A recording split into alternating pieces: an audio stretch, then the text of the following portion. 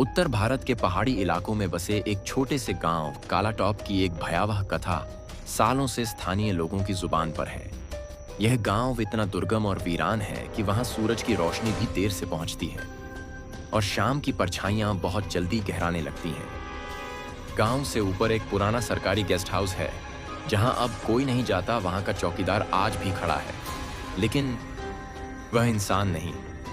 राजू नाम का एक युवक जो शिमला में एक न्यूज़ वेबसाइट के लिए काम करता था, अक्सर ऐसी जगहों की खोज करता जहां किसी भूत प्रेत की कहानियां चल रही हों। इस बार उसके एक मित्र ने उसे कालाटॉप गेस्ट हाउस के बारे में बताया, एक पुराना वीरान गेस्ट हाउस जो वर्षों से बंद पड़ा था।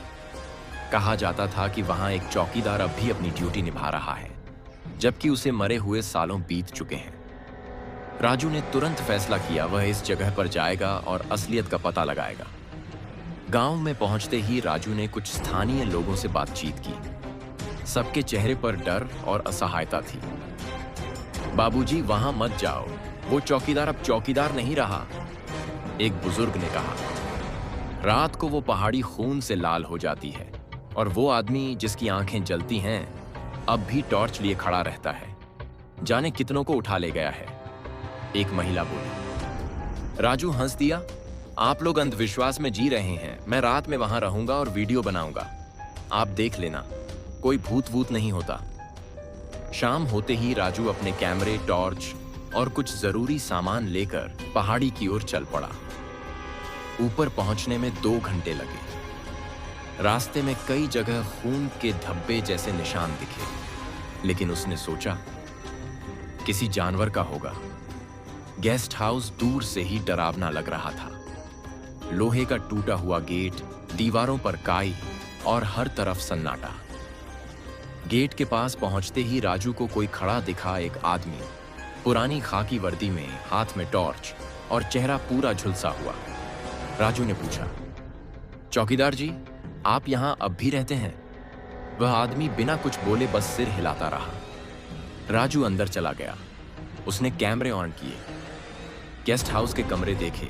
हर जगह धूल और चाले थे, पर फिर भी सब कुछ सामान्य लगा। रात 12 बजे के करीब जब वह लॉबी में बैठकर रिकॉर्डिंग कर रहा था, तभी बाहर से टॉर्च की रोशनी अंदर आई।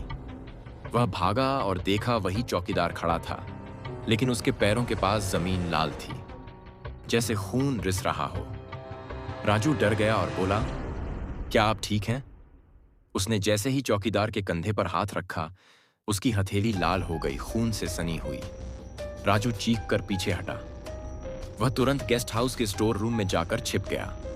वहीं एक पुराना रिकॉर्ड बुक पड़ा था। उसने उसे पढ़ना शुरू किया। रजिस्टर में लिखा था, चौकीदार नाम ब्रिजलाल, कार्यकाल 1992 से 1999, मृत्यु 23 जून 1999, गेस्ट हाउस में हत्या कर दी गई, शरीर अब तक नहीं मिला।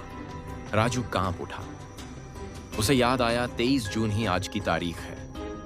उसी समय दरवाजा अपने आप खुल गया।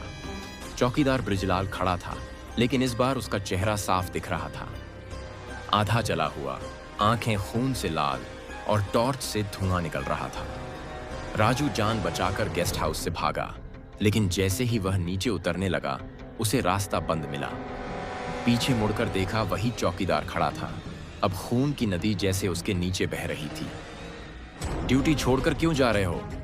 चौकीदार ने पहली बार बोला। उसकी आवाज लोहे के घिसने जैसी थी। राजू रोने लगा। मैं पत्रकार हूं, जाने दो मुझे।